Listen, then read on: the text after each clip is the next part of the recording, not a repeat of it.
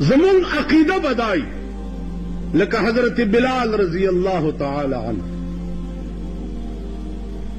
بلال بانگونه به وی مؤذن د رسول الله صلی الله علیه وسلم او داسې بانگ به وی خبره اوږدېږي ده به د اشهد په ځای اسهد وي د شین په ځای به سین وي ژبه یې حبشي ژبه وه شین یې نه شو ویلی صحابه ورته وی چې ته بانگ مه وایه غلط وی ویل ښه ټوله شپه یې په ژړا تېره کړه چې وا خدایه نو زما ژبه چې شین نشي ویلی دا خو تا پیدا کړې ده نو زه اوس څه وکړم دغه یو اذانو چې ما به کولو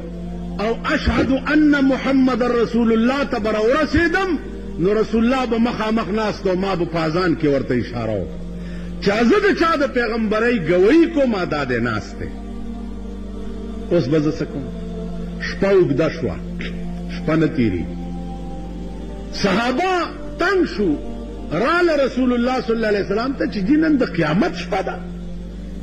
شپه نه تېرېږي په دې کې جبرائیل راغی و یا رسول الله الله وایي چې زما دې په خپل ذات قسمي چې تر څو پورې بلال اذان نه یې کړی نو سبا به نه کړم ما ته د بلال سین په شین منظور دی ته څه خبرې د بلال د زړه نه خبرې د الفاظو نه دي خبرې د زړه دي لکه رحمان بابا ته خپل محبوب یو ورځ وایي چې ته دومره تیز مین نه یې چې دا څومره چغې وې هغه ورته ویل زه ویل او ویل دل سوزی به زما حاله در معلوم شي دل سوزی به زما حاله در معلوم شي که ته ما غوندې بې دل او زه دلبر وی تمام تن می د رنجو پسې روړوی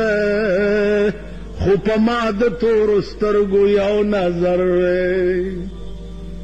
تاسو خیال لرئ دا خبرې د بلال دړه نه تپوس وکړه چې د ده پړه کې دا بلال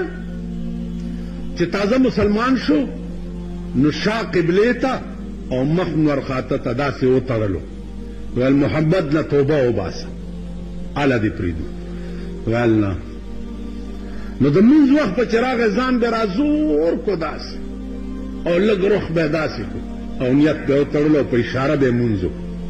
او خدای ته به یې ووایي چې الله ته ګورې چې زما قبلې ته مخ کول په وس کې نه دي